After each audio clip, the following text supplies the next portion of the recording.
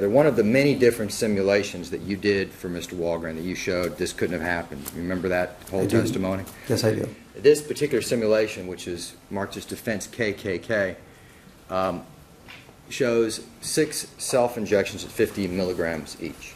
Yes. Was there any evidence that was presented to you or any analysis presented to you that led you to come up with this particular simulation?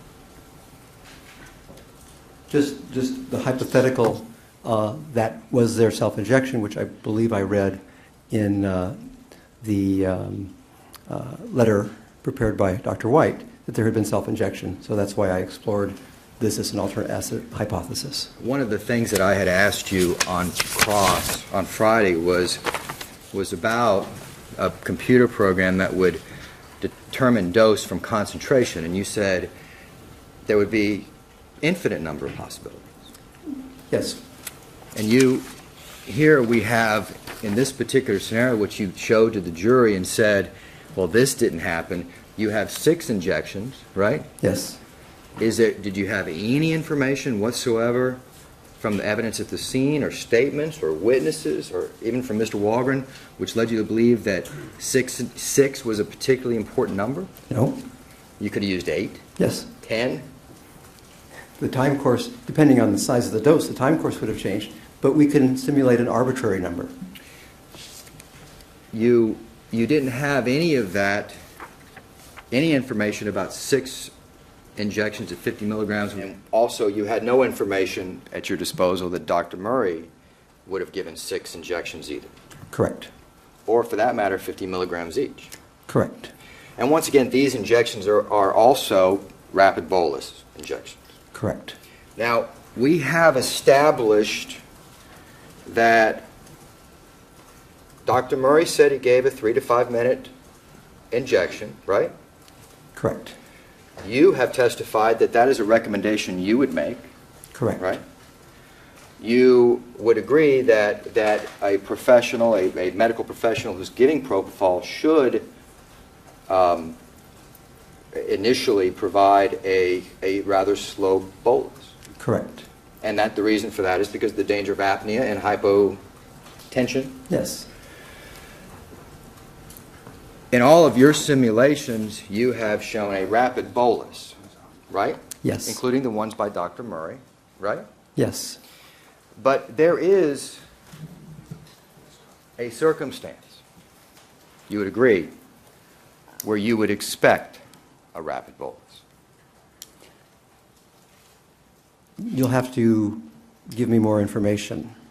Well, you are familiar with rare occurrences of healthcare providers who have died from propofol use. Yes, we've published such cases in anesthesia and analgesia. This is Murray, 6 injections at 50 milligrams each, right? Yes. And once again, to establish that, we're talking about rapid bolus here, right? Yes. And we're talking about, you just chose 6 in this case, Correct. right? And 50 milligrams, that would equate to about 30 milliliters. 50 milligrams, 6 injections, you need about 30 milliliters, right? Correct. And there was no evidence at the scene that only 30 milliliters was used. Yes, that is correct. You just chose all this. I don't want to. You chose this on your out of thin air. You chose this example, right? Yes. Okay. And that's III. Now let me show you LLL. This is the last example you gave. And once again, we have 6 injections, right? Yes. Once again, you chose that out of thin air, right? Yes. 100 milligrams, right? Yes. Rapid bolus. Yes. Now, you testified that you just would never even see this. This is not even something you'd ever see. Correct. And so you took this simulation and you showed the jury and you said, well, this didn't happen, although nobody really ever suggested that it happened. The suggestion that it was based on was that there were multiple self-injections, but there was no other detail, and that was just simply a hypothetical put forward by Dr. White. So this, you not only in the grand scheme of things, this is something you would never expect to happen, self-injections anyway, right? Correct. how much would you expect to be eliminated? Propofol would you expect to be eliminated into the urine? I would expect it is a relatively more difficult question to answer because a fair amount of that will first go into the bile. And the question about how much of this is eliminated in the bile, as opposed to how much of this is eliminated in the urine, I can't tell from this 50%. So to answer the question would require a little bit of research.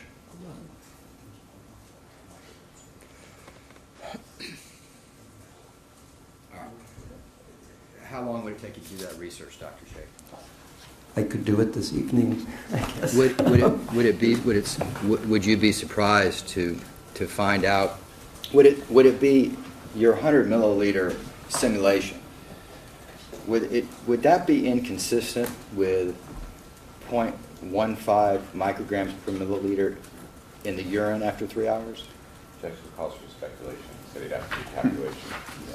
Well, all over the objection if you know in general terms. If not, tell us. Let me say that I would actually have to look at models and give you a precise quantitative answer. I can't take a single number and look at that. It really has to be based on data. I am not aware there was a urine concentration of propofol glucuronide at autopsy. If there was, I missed it, but I'm not aware that was in the autopsy results. But you're aware that there was a propofol test of the urine at autopsy? If you can show me the autopsy numbers, I will be happy to. I'll be happy to assess that. Well, I do not recall whether or not there was a urine propofol measurement at autopsy. I would ask you to actually show me that. If you could, I'd be happy to look at it. Okay, I'll be happy to show you. Thank you. You have seen the autopsy, right? Yes, I have. Obviously, you studied the toxicology results. Yes. Right? You know that there were actually 2 urine samples that were tested, right? Yes, I'm aware of that. And one of them was urine that was on the chair in Michael Jackson's residence, right? I don't know where it was found. Okay. But you know that at least one of the urine samples was autopsy urine. Taken from the bladder at autopsy, yes.